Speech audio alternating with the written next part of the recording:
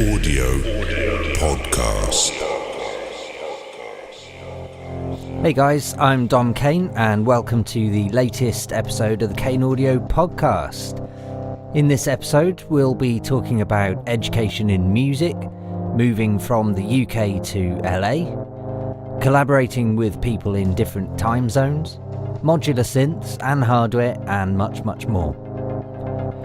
For more information or previous episodes of the podcast, or even more music production tips and tricks, you can head to kaneaudio.com and check out the blog. Before we get into the show, I'd just like to thank everyone who's helped spread the word about this podcast on social media. Since it is still a new podcast, any publicity really does make a difference.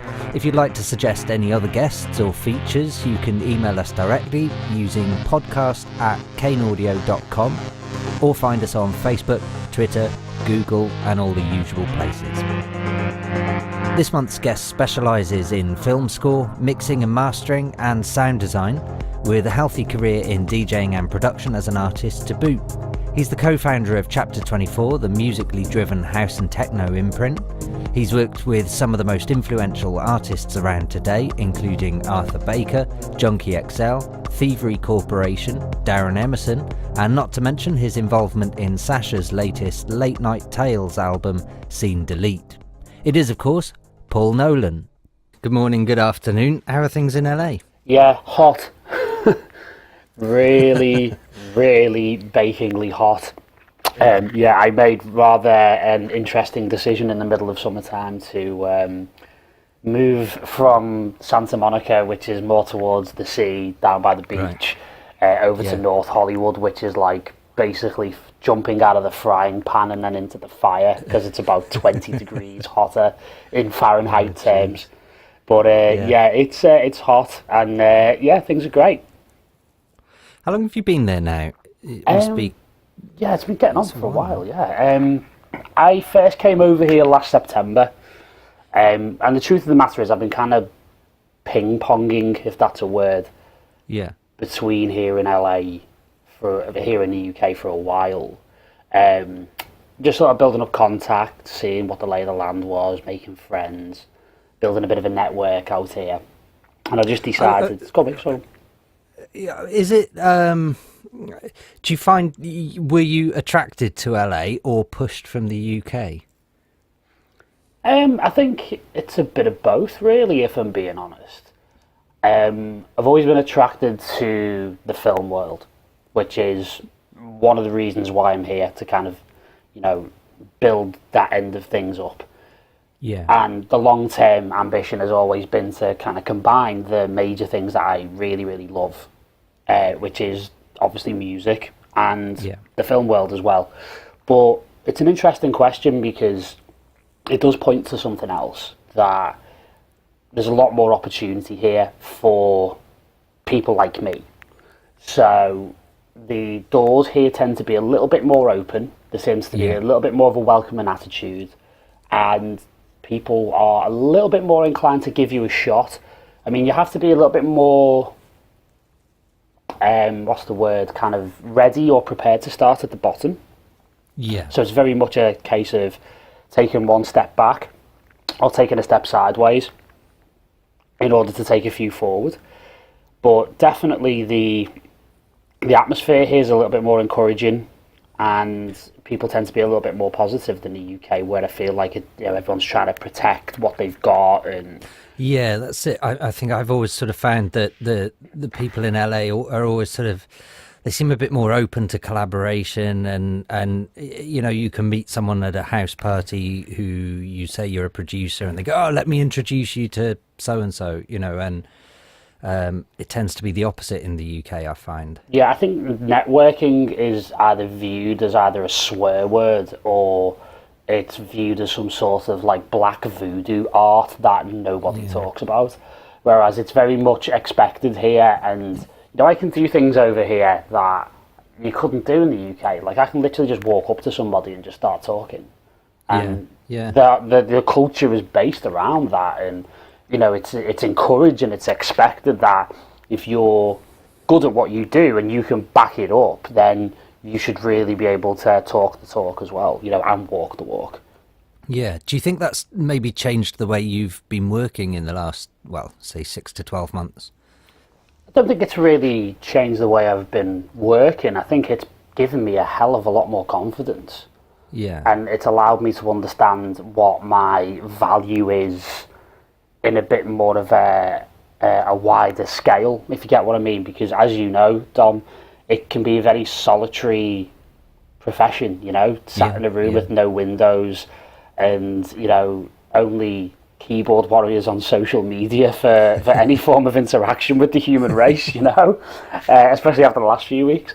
But yeah, it's funny because as much as I love where I'm from, because as you know, I'm from Liverpool, I'm a good old Scouser. I just got to a point where I'd maxed out what I could have done within Liverpool. And that's totally fine because it's an amazing place. I'm heading back there in a few weeks. But you've got to go where the next challenge is, if you get what I mean. So it's I don't think it's actually changed the way I work. I think it's just given me a huge amount of validation in what I have been doing and the fact that it has been working in the right direction and it has been effective in terms of how I've tried to approach things and how I've tried to collaborate with people. With that in mind, obviously in the introduction of the podcast, I've mentioned that you're a producer, writer, engineer, educator, mix, mastering. Where do you sort of tend to describe yourself? Because obviously, I'm in a similar position myself, and I tend to stick with producer or maybe engineer of some sort. But where do you see yourself mostly? God, that's a good question. Especially this time of the morning in Los Angeles, do you know what I mean? I think, it's strange because I do feel that the majority of where my skills are at is, within production. Yeah. And that's what I'm predominantly fascinated in. And obviously, that can cover a hell of a lot of ground in terms of, sound design and arrangement and all of this stuff. But I've always just had this natural inclination to just help people really and try and educate myself by helping other people. Yeah. I mean, I'll be honest with you, I got into education for purely selfish reasons. And I know a lot of people will try and give you the altruistic point of view. But I got into teaching because the college that I was at the time was going to give me free studio time and I was going to get paid to learn more. Yeah, well, you can't go wrong with that, can you? Well, exactly. But in the process, and a lot of people won't admit this, but the main reason why I wanted to teach was to get better myself as an engineer and as a producer. Because it's always been the long-term goal, and I've had a bit of a strange path into things, really, because a lot of people, they tend to start in the industry, they do their thing, they have their industry experience as an artist, as a producer, as an engineer, whatever, and then when the time is right later in life, they'll go and maybe teach. They'll go and pass on what they've learned to the next generation. I've literally done that completely ass backwards. I've literally done that completely the reverse, where I went to SAE in Liverpool, got an audio engineering diploma. The day I graduated, they gave me a teaching job. And ended up there for 3.5 years, and then ended up becoming an educator first. And then I've slowly but surely moved more and more decisively into the industry proper. So it's an odd way of doing things, but then I've never been known for doing things the right way around. Well, I mean, whatever the case, it's obviously working, isn't it? At the end of the day, you're sat in LA in the sunshine and, you're working with some pretty big names over there. Oh, thanks very much. In fact, you've obviously been involved in Sasha's Late Night Tales album. Can you sort of tell us about how that came about and what the process was? Yeah, I mean, it's a good story. I mean, I've known Sasha for a long time. Back in the days when I was a probably about 21-year-old pain in the backside. Yeah. Storming DJ booths at Cream in Liverpool, trying to meet people and, getting kicked out and all that kind of stuff. And you know, we'd kind of known of each other for a long time, and really what's happened in the last sort of 5 years is that like we've kind of come closer and closer together, and you know, we've kind of seen each other out and about a bit more, and you know, kind of we worked together when I was, as I said, I mentioned before, I was working for SAE. We did a really good mentorship program over in Ibiza called Burn Studios. Okay. And Sasha was involved in that, and that was really, if I'm being honest, that was really the beginnings of it, because that was the first time me and him had ever spoken about music, really. Because most of the time, like when I see Sasha out at gigs or whatever, you know, I kind of, well, I do this with everyone, but I speak to people like Sasha about everything but music.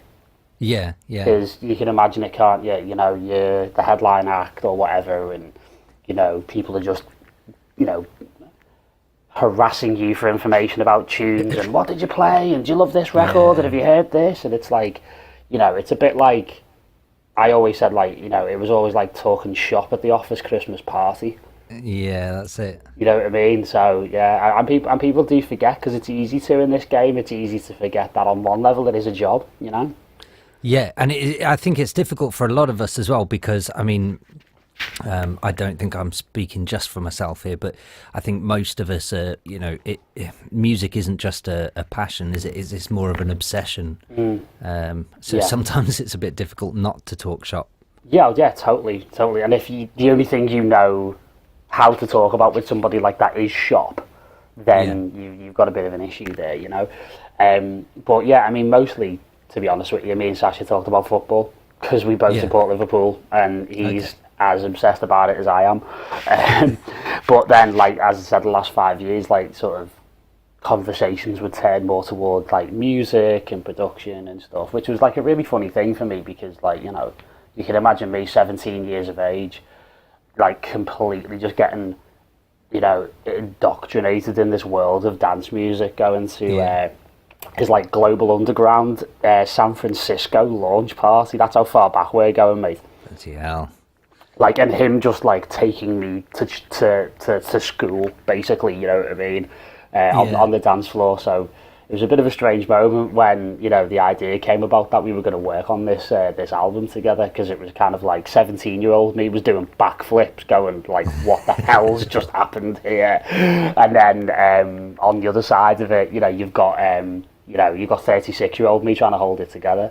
But basically how it all came about was just more through, you know, nice timing, because as I mentioned, I was always thinking about making the jump to LA, and at that point, you know, I had really no idea about what I was going to do.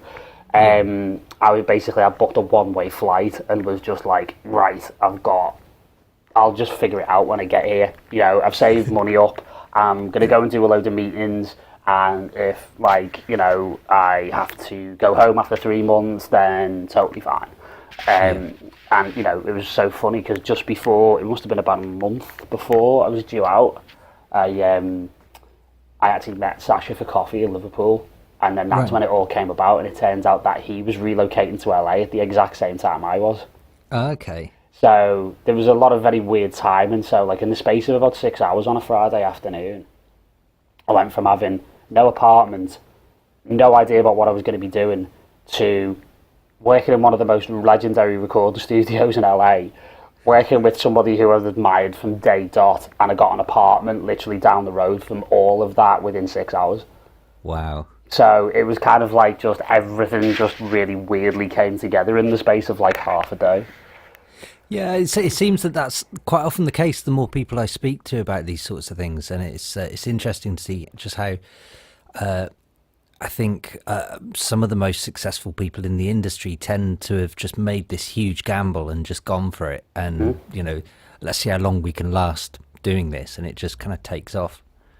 100%, mate, 100%. I mean, you know, that decision to make the jump was motivated by a few things, and like I said, it was the understanding that, you know, I could quite happily stay in Liverpool and just spin my wheels doing what I was doing, because, you know, things were moving in the right direction. You know, the label was going really well, my, you know, sort of mentorship element was doing really well, and I was really happy in my life generally. But I'm the type of person that if I find myself, like, if I get too happy, that's a signifier for me to move on. Yeah. Because I had the same thing where, I used to open Apple stores for a living, Right. and I was absolutely, like, fully indoctrinated into the Apple cult, Yeah, to the extent I've where got a few friends who work in the Apple store, so I know the. Yeah, and it's a fantastic company to work for, and it's a great time. But then I realised that I could quite happily open my eyes one morning 10 years later and be doing exactly the same thing. Yeah, and that's always like, it's a nice position to be in if that's what you want. And I've got all the respect in the world for the people who want to do that, but that for me, that sets the alarm bells ringing, because I've got things that I would always like to achieve. Yeah. So that was the thing, again, like sort of circling back to the other question about how it all happened and why. It was just that realisation that, things need to change. And I didn't know like exactly how it was going to change, but I knew it needed to. So, like you say, you take your balls in your hand, you book a flight and you see what happens. And for me, you're totally right, where, the biggest successes do come from, taking those chances, but in the taking of those chances, you attract those opportunities. Do you know what I mean? I'm not going to go all like, The Secret and the Law of Attraction and all of that bollocks. I'm not sat here thinking me checks through the door, and like that. But there is definitely something, in fact, when you set an intention to do something, certain things will start a process. And in the fact that you've decided to make that decision and you've stuck to it, you've committed to it, other things will happen off the back of that. Yeah. For example, scene delete. Exactly. And, it was an amazing time, really, just working on that kind of music, because what was the actual process for getting that done then? Can you sort of run me through, because I mean, I don't know the ins and outs myself, and I haven't looked into it, to be honest, but I understand there were obviously quite a few collaborators involved, and I know from one of the videos I saw the other day, there's a few different people in a few different locations. So what was sort of the I guess the daily process of all of this? Yeah, the daily process was really, really interesting, because as probably the video that you've seen is the sort of the making of the album that Late Night Tales guys did, which is a beautiful video at the best of times. So it is great. Yeah, it was a bit of a culture shock to hear my name getting checked in that video. So it was a bit of a moment there. But the interesting thing about it was that the point in that video I'll get to. Sasha's always about putting the band together. Yeah. And that's what he's always done. And I've seen interviews with him where he had a lot more hair. Back in the day, he's got hair down to his shoulders, talking about that's what he wanted to do, even back in the early rave days of almost putting together like a super group of music producers and DJs, and seeing what would happen when that came together. So, to be asked to be part of that band was, obviously a massive deal for me. Yeah. But he tends to be, I've always said that he's a very hands-on guy. He's very, very good. He's super solid on Ableton and plugins and stuff, and he really knows his way around. But his whole thing is that he loves working in collaboration in teams. Yeah. So he just feels that it allows the project to fulfill its potential. Yeah. So that was really interesting, because that's almost like a very sort of old school producer role, where there's a lot of people working on a few different things, and he's basically setting the creative direction and being very positive, very bold about what it is he wants and how he wants it to be. And that was a great challenge for me, because again, going back to one of the reasons why I made the jump, it's a bit like a football player wanting to move to a top 4 team so they can play in the Champions League. You get better by surrounding yourself with people who are better than you. Yeah. And that was one of my motivations. One of my favourite phrases of all time is, if you're in a room full of people and you find that you're the smartest person in the room, you're in the wrong room. Yeah. So it was all about that personal challenge as well of, you know, placing myself in that environment and seeing how I would react. Okay. And in terms of like how it would work logistically between the five of us, and it's a bit of an incredible thing when you listen to that album and you realise that there was no single moment where the five of us were all in the same room together. Really? You know, that just bends my head. Yeah. In terms of like, you know, how that works. So how did it work? A huge amount of Skype calls. Yeah. a Dropbox that would strike fear into the heart of anyone. Yeah. And basically we would use we used project management software to keep track of it all. Okay. Yeah, that was like a kind of a new addition because, you know, we had a huge amount of music. A lot of it was stuff that Sasha had been writing while he'd been on the road, jet-lagged in hotels and airports at like 4 a.m. in like, you know, Tokyo or whatever. Yeah. And it just built up and built up and built up, but none of it was really dance floor. Okay. And at that point it was, well, you know, we need to do something about this. And that's where the whole kind of idea came from. Right. So, you know, obviously it's very, very different for a Late Night Tales album as well when you consider it. Because if you listen to Late Night Tales albums, they're more rock bands, artists who aren't known for putting DJ sets together, doing a compilation, and then doing a cover of a famous track at the end. Yeah. In a very Late Night Tales sort of style. Whereas what we did was kind of partly that, partly an artist album, and then part really one of the Involver albums, if you think about it, in terms of the format, the sequencing of all the tracks together and how they flowed and segued into one another into, you know, effectively like, you know, a 74-minute, you know, listening experience.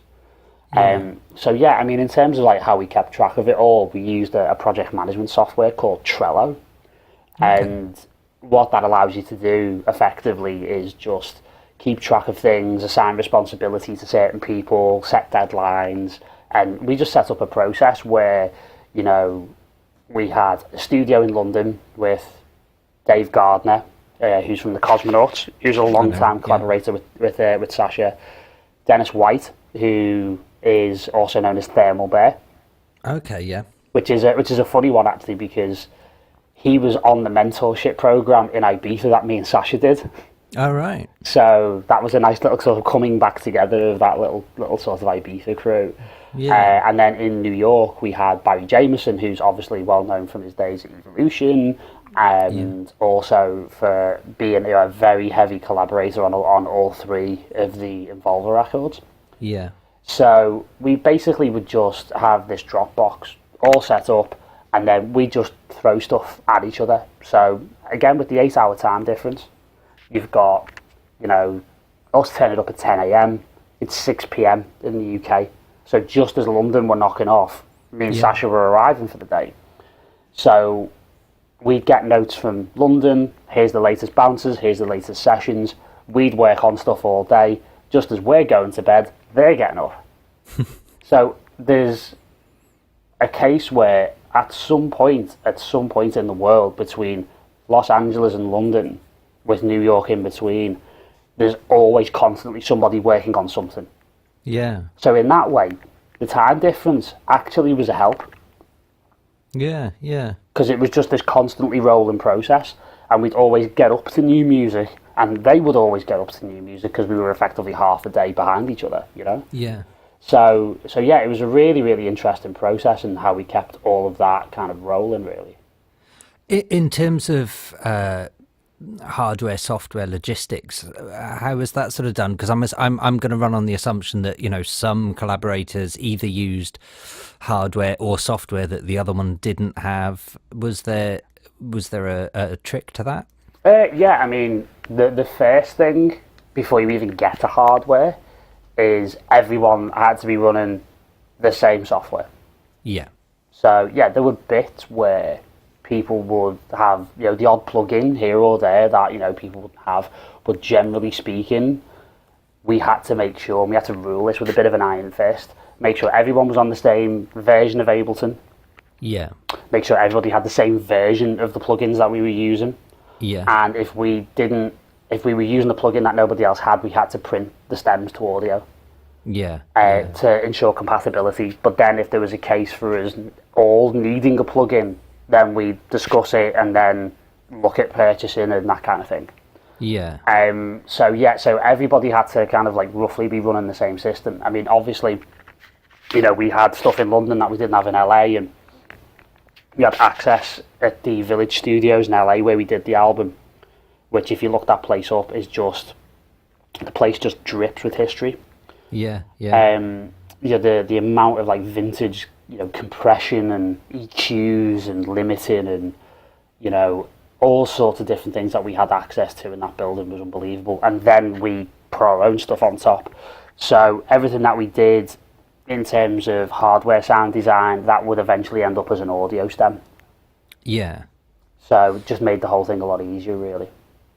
I could be wrong on this. Didn't I see on the video there seemed to be a fair amount of modular gear?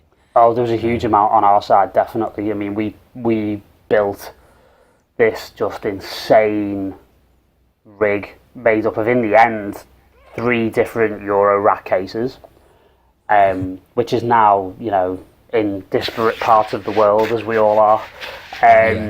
But we put this together. We used that initially as like a giant effect send.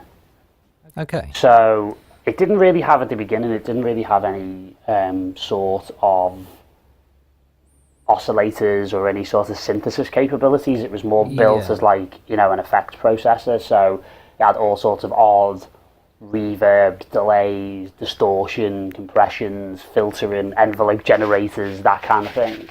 And it was meant to really take the sound that we were producing and just completely, screw it up, essentially. And kind of, scuzz it and, make it do weird things. And again, like, I'm sure you've had some experience with Modular Gear. And what the main attraction of it was the fact that to this day I've not found an undo or a save button on a modular rig. There's no safety net, so you have to be capturing all the time, and you might do something in a very singular moment that can never be repeated. And even if you try and document what you've done in terms of the signal paths and the patching and taking photographs of like where the positions of the various dials are, even when you set it up again, it never sounds the same. Are you a modular sort of person yourself? Do you use much modular in your own things? I didn't, if I'm being completely honest with you. It's always been purely a function of working with other people. But I've really learnt to really love it. Being big into sort of like complex signal flows and stuff like that myself, it just really, really appealed. And it was almost like, I mean, I don't want to sound disparaging, but almost like it was back to the days of me learning back in like the back end of the 90s and like the first versions of Reason, when you just tab to the back of the rack and you just, you just patch things just to see where things were going. It was almost like that, but for real. I mean, unfortunately, my budgets have never really extended to the point where I would have been able to reasonably or realistically afford sort of a lot of Euro rack stuff. I mean, it's I think every one of the listeners of this show will agree, modular is sort of it's in lines with heroin addiction, isn't it? I mean, there's 2 things I've avoided predominantly, that and UAD. Because I know what I'm like. UAD, I've fallen for that one, but the whole modular thing, I've dabbled with it so many times, but I've never taken the plunge myself. And I've held back for 20 odd years now. I think it's easier now than it's ever been because the Eurorack format has just been developed so well, and it's so easy to put these things together, and there's so much more of a community around it now, the various websites, like, probably the best website name of all time, Muff Wiggler and Modular Grid, those guys, it just makes everything a lot easier in terms of like, figuring these things out. And, it was a really fun time, buying the cases and having to actually build it and making sure, everything was powered correctly. And there's all these different considerations that you wouldn't have to think about otherwise in terms of, you know, oh, you just plug a synth in and you just go. You know, you've got to think about Yeah. like the powering on the rails and stuff and the amperage and stuff. I think that's. I think you sort of hit the nail on the head. For me personally, my productions for the last sort of 18 months, 2 years or so, have all been a good 90% hardware, and I think that's one of the reasons is I find that for me kind of helps the creative juices start to flow by. You know, playing around with gear and unplugging stuff and plugging stuff in, I find it actually somewhat sort of liberating by having those restrictions of not being able to recall a preset. And actually, with my hardware that's capable of recalling presets, I refuse to save them at the moment, knowing that it's just... I'd rather not be able to get it back exactly how it was, and it helps me to sort of move on to the next step. Do you find that you tend to use mostly hardware or mostly software, or where do you sort of fall into it all? I mean, myself personally, I'm so unbelievably mobile at the moment that, you know, it is massively in the box, you know, at the moment. I mean, admittedly, you know, I've got a modular case here that, you know, I'm staring at, you know, that will eventually, you know, come out of its little holiday period when I get back to the UK next month. So yeah, I mean, obviously I'll try and include as much hardware as possible when I can, but due to my very sort of, you know, nimble, mobile kind of nature at the moment, it is all in the box. So I'm basically, you know, fully on the laptop with a push and a machine at the moment, and that is basically about it. You know, in terms of an ideal situation, which is what we had in the LA studio, you've obviously got access to the modular stuff. You know, we had a lot of the rolling gear in there, particularly I'm a big fan of the System 1M. Yeah. And it's a really, really cool thing, because in the end what we did, we actually took that and we put that into the modular rig. Because it's a semi, because if you get the 1M rather than the keyboard version, it's a 19-inch rack mount, and it actually fits into a Euro rack case. Right. So, and it is semi-modular, so you can actually like plug it through and patch it in and stuff. So we found we were doing that anyway. We were running it out, and then we would patch it into the various reverbs and envelope generators to further process the sound anyway. So yeah, I mean, definitely not averse to hardware, but as I said, due to the fact that I'm kind of in this interesting sort of, you know, littlest hobo phase where I've never seen without a suitcase in one hand, and in the other hand I've got a push controller. It's definitely one of those where once I've kind of finally settled on a base, then the hardware will definitely come. Yeah. Because I've noticed with the chapter 24, it I don't know. It's I think I mean, obviously I want you to elaborate on this, but to me I think the whole chapter 24 sound it's just got that something different on an analog vibe. Yeah, definitely, and you'd really be shocked actually by the amount of records that come out on the label that are actually done in the box.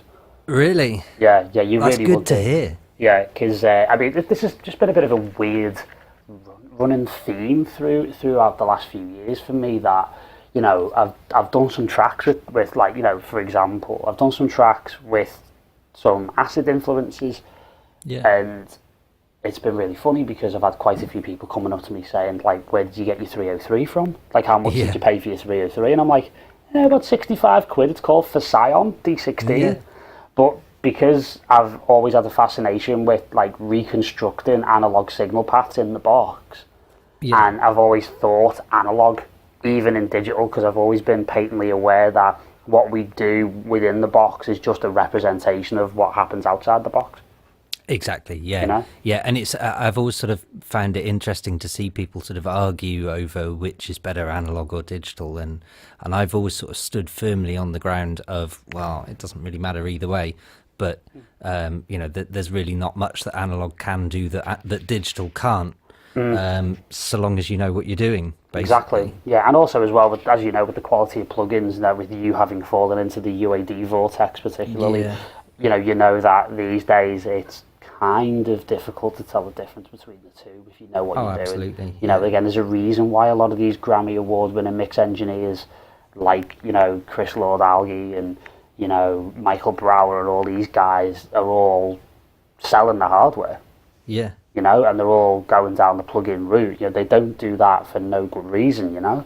But admittedly, I mean, where a lot of that comes from for me is, again, just that thought process of, well, if we had absolutely no hardware whatsoever, software whatsoever, and we were doing this all hardware, how would we have to link it up? How would we have to logically do the signal flow in order to get the sound that we were after? So I kind of try and reconstruct that in plug-in form. So I'm a massive fan of the Slate Digital stuff. Okay. Absolutely huge and incapable of mixing a record without them. Really? Yeah, I'm a massive fan. I have been for about 4 or 5 years. I don't think I've ever even tried any of this stuff. Oh, dude, they're fantastic. They really are. I mean, particularly the Virtual Console collection was the one that really got me. Because due to, you know, working in various universities and various studios, you know, I've had a lot of exposure to the large format analog consoles, particularly the Neves of this world. And particularly on the Virtual Console collection, the Neve setting on that is just unbelievable. Okay. It's one of those things where when you add it on one channel, it's like, okay, whatever. But then when you add it on every channel in your mix, and then you put the mix bus version of the plugin on your master out, what it does is that it emulates all of the crosstalk and the summing characteristics of that console. So effectively what it does is that it converts your DAW mixer, whether it be Logic, Pro Tools, whatever one you prefer to use, it actually converts it into a kind of a very, very good, you know, approximation of what an EVR Legend, for example, would sound like. That sounds great. Yeah, it's really, really good. And they've recently, in the last sort of year or so, completely changed their model where the whole thing of like buying the plugins piecemeal, one at a time, they've basically done this subscription model where I think it's like $20, $25 a month, and you can get everything that they've done. Oh, okay. Yeah, and there's some amazing processors in there, there really is. Yeah, I'll have to give that a go. Definitely. I mean, for the want of, like, you know, try it for a month for $20 and see what it's like. But the one that I think, if you're particularly sort of UAD centric, again, Slate Digital is one of the reasons why I've held off UAD, because I've always got a great sound. And the honest thing as well for me is the tape machine. The tape machine's the best thing they do. And really? I've heard it alongside the various tape machines that, like the Studer and the other tape machines that UAD do. And personally, I think the Slate tape machine really gives it a run for its money. I would definitely recommend them to anyone, including yourself. Yeah, I'll have to look into those. Yeah, and that's kind of like what's given me a sound where people walk up to me and go, "Where did you get that 303 from?" Even though it's a plug-in, because then once you know how to process it and you know how to kind of shape and sculpt the sound, and you know with what you're going for, then again you can get a very, very close approximation. And after a certain point, Dom, let's be honest, mate, nobody on the dance floor gives a shit. No, that's it. Let's be honest with you, they're either too off the cake or they're not really that bothered.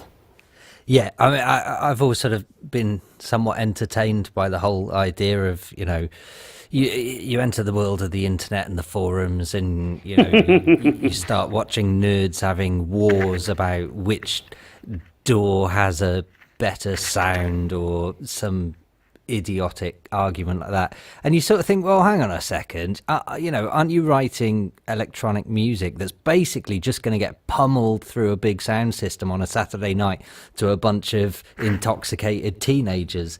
Yeah, basically, yeah, that's the whole thing.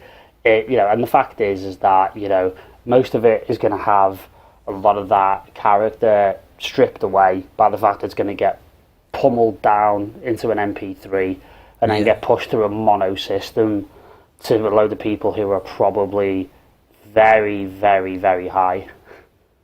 Yeah, I noticed, and again, I could be wrong here, that Chapter 24 are doing vinyl-only releases. Is that right? Yeah, I mean, not so much vinyl only, but we did a vinyl exclusive, and we were very keen on doing that because we feel that the artists that we have involved and the concept of the label plays very much towards vinyl. Yeah, yeah. And, admittedly, if I could still get away with it, Dom, I'd probably still play all vinyl in a club. Not because I think it sounds better, because, I just can't be bothered having that debate. But I learnt on vinyl. I am a vinyl head. I still have roughly around about 3,500 pieces of vinyl in my house back in Liverpool, which is fantastic because my mother's just completely having a screaming fit because, the ceiling's bowed. The attic, and there's just racks of vinyl in the attic, and I'm very. You're talking. I mean, come on. My life was John Cusack in high fidelity for a good few years because I used to own a record shop back in the day as well, and I'm very much from that world. So again, seeing the renaissance of vinyl, and me sharing a lot of the struggles of people with, the whole throwaway aspect of digital. Yeah. That was ironically what I set up a predominantly digital, or I co-founded the digital record label to kind of counteract. Because me, Sam and Marcus, the three of us who run Chapter 24 together, we just got so pissed off with this really throwaway, how did a good mate of mine, Paul Wolford, put it really well recently, that, if you're making purely club-friendly tracks that are just purely functional, then you're not really possibly, fulfilling the potential of the art form. And for us, it was always just about, trying to take things. The reason why it's called Chapter 24 is because of Chapter 24 of the I Ching, which is an ancient Chinese book of divination and prediction, and it's a really interesting thing. And if you read Chapter 24 of the I Ching, it talks about a return, and it's about how things come full circle. Yeah. And for us, we wanted to try and bring house and techno full circle back to a time where narrative, drive, storytelling, the art, everything came together to basically propel and propagate a deeper meaning and a deeper message. Because I always loved dance music that kind of made you think as well as dance. Yeah. And that's kind of what we try and do with Chapter 24. That's why a lot of the tracks are quite emotional and they're quite sweeping, but also because of the fact that we put a lot of effort into the artwork. We have an in-house illustrator who works with us in Copenhagen in Denmark. Okay. And practically every piece of artwork you see on the main release schedule has been made by hand. That's brilliant.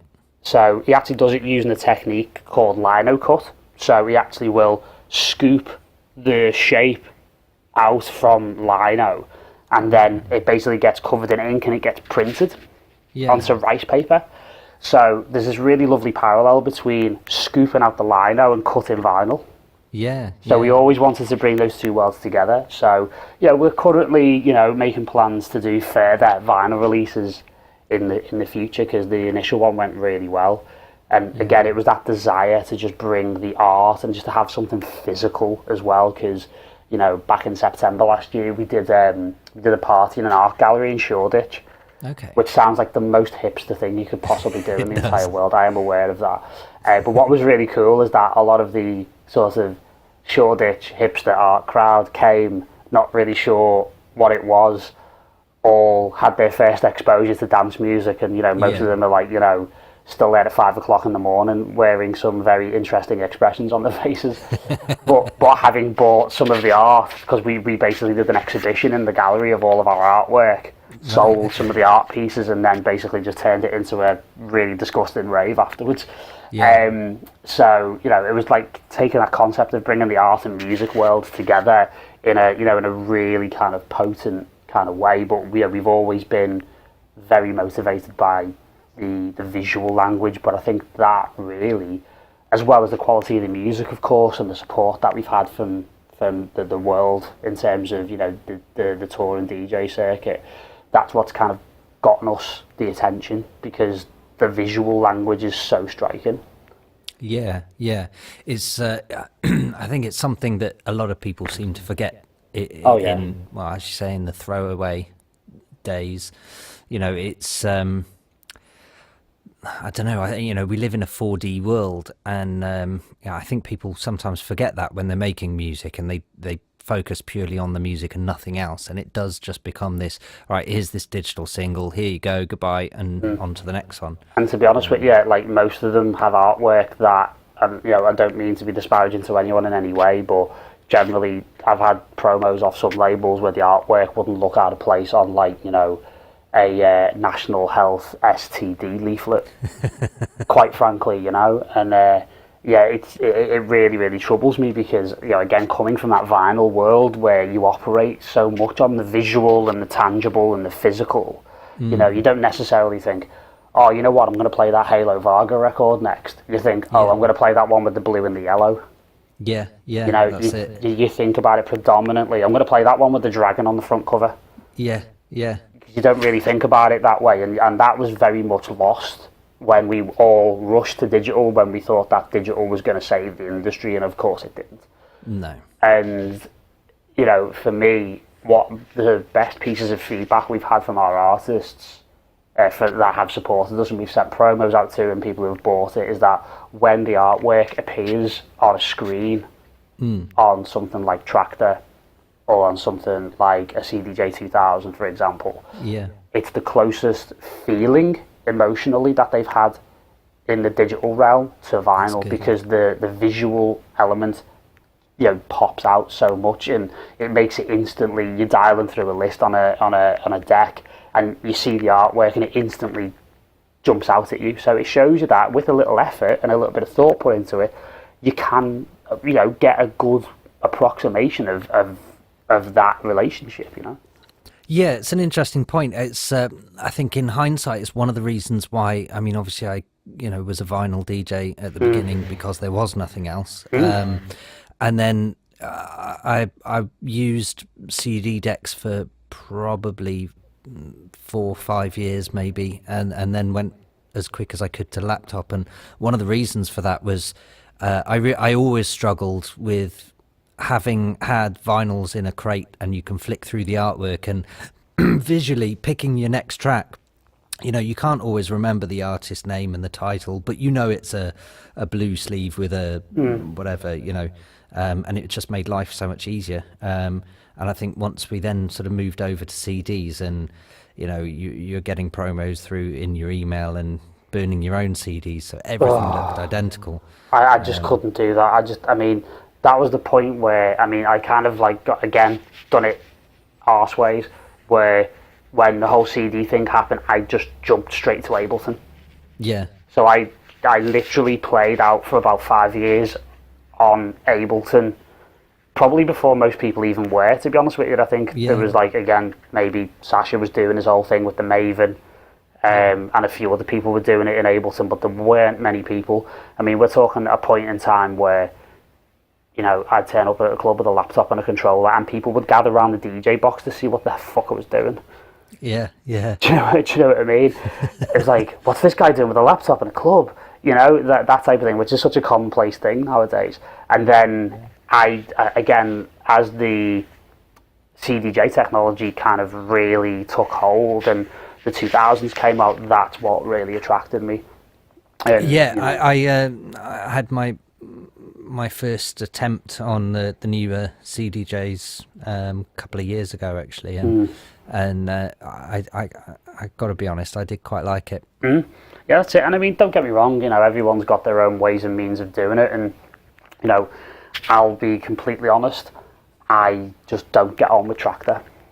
No, I just don't get on with it. It doesn't work the way I think. I've never tried it. It was Ableton or nothing for me. Yeah, well, that's it. Again, if you're going to do the whole laptop thing and that whole blurring of the lines between club and studio, you may as well use the tool that was created for that. Yeah, that was it. And for me, I wanted things printed in stems. I didn't want to. I sort of felt like, well, if I'm going to use a laptop and everything's synchronized, then I've opened up a whole new world to effects and controllers, and so I'd always have sort of 5-6 channels of VSTs and additional loops and percussive elements and whatever, and tie it all in really. And that was the thing, like, probably me and you were doing the whole sort of hybrid live thing, like a long time before this current kind of trend for it, because I did have like VST set up, and I would play alternative bass lines over tracks and stuff, and if you think about it, we were probably doing the stems thing before the format was even thought of.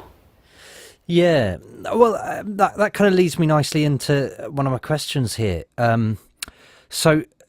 Something I always get asked myself in interviews is, what advice do you have for upcoming producers? And that question just always stumps me, really, because I mean, I guess I think from what we were saying earlier, we've almost answered it to an extent, but I know from my background as well, I got into the industry at a very different time, and so much has changed over the last decade. I genuinely, I think when I got into it, being a DJ was, you were kind of the nerd at the back of the room playing some records. You were basically an anorak. And if you wanted to be a producer, you needed a studio full of hardware and a budget and a record label backing you, and so it was kind of a different world. Whereas now we live in a world where anyone can do anything so long as they put their mind to it. So that's all fine. That's a given. So with that in mind, if you were 15, 16, 17 years old and you decided, I really want to be a producer or whatever, where do they start? Wow.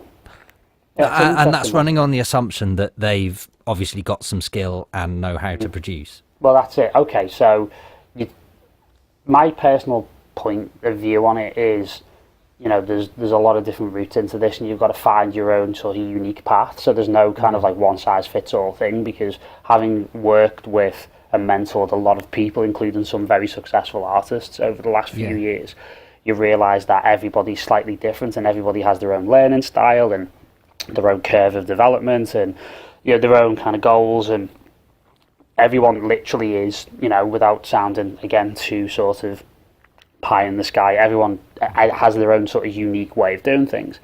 That being said, and I don't wish to reduce the entire thing down to sort of 2 bullet points, all things remaining equal, which they are these days, because the democratization of music software means that, let's face it, you don't even really need a budget, because we all know these things, exist on the darker areas of the internet, anyone can get hold of it, anyone can do it.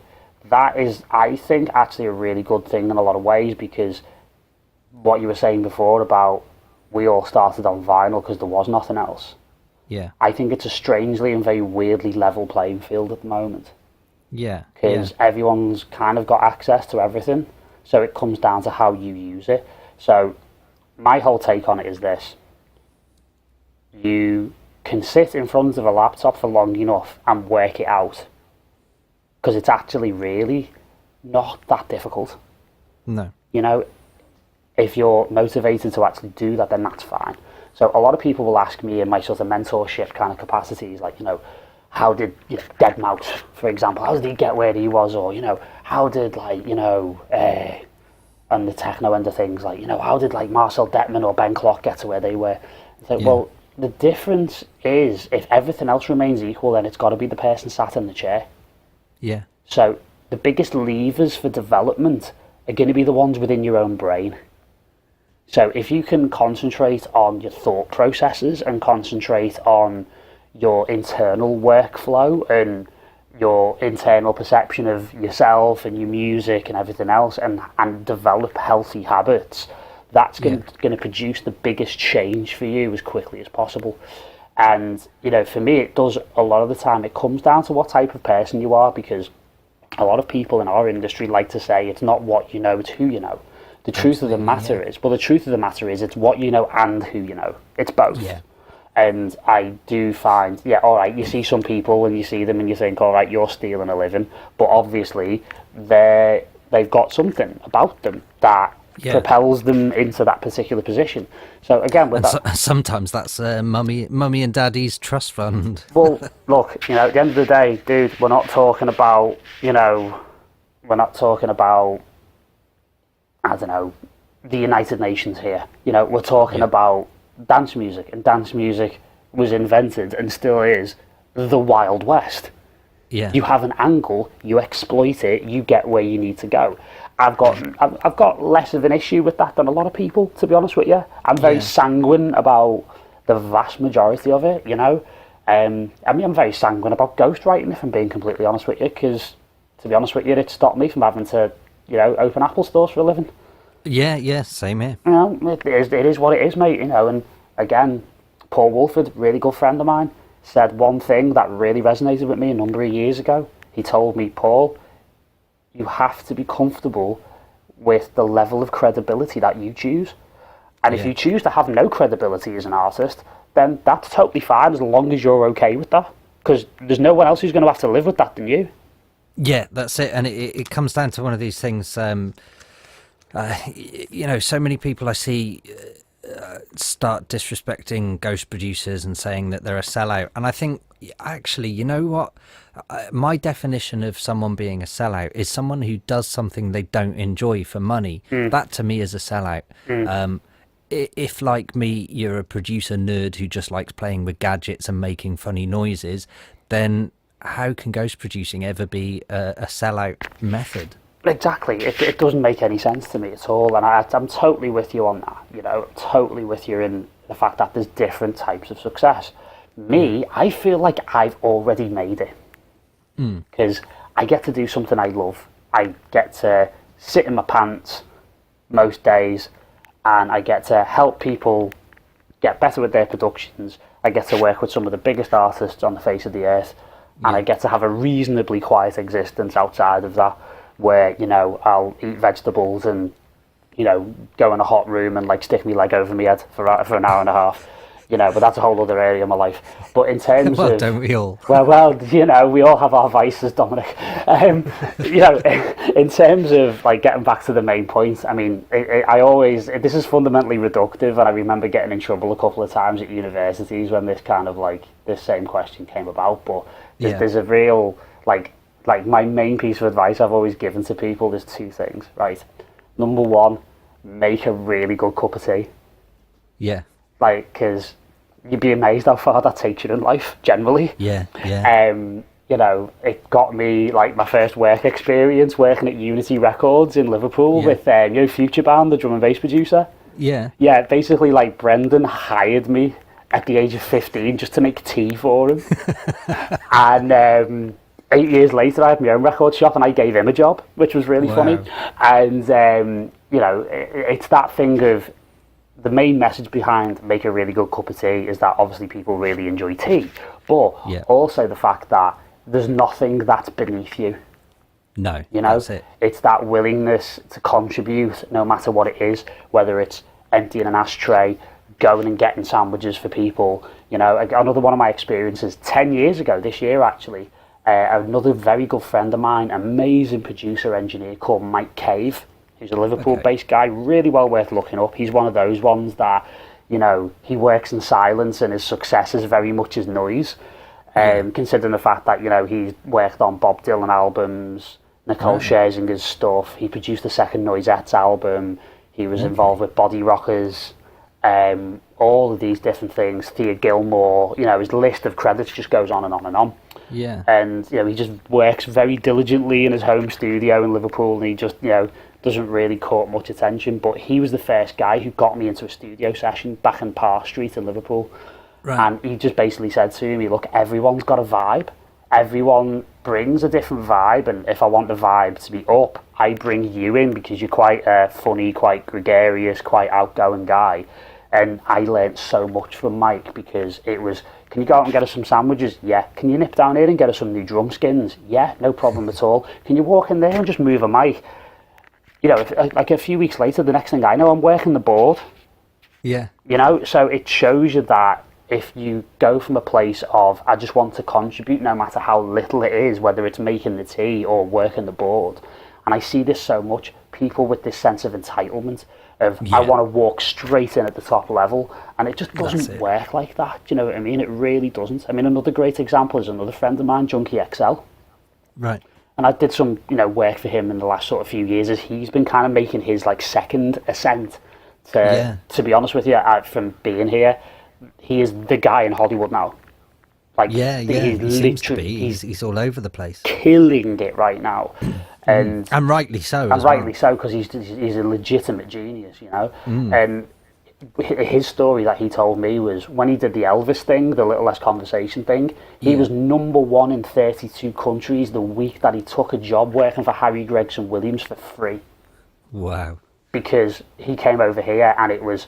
Right, it's a much bigger ladder, it's a much higher ladder in terms of where you can climb to, but you'll start at the bottom just like everybody else, and people were pretty ambivalent to the fact that he was an internationally selling #1 artist. Right. So it shows you, if he's got to make a good cup of tea, so does everybody else. Yeah. And to be honest with you, the second part of it is, honestly, don't be a dick. Yeah.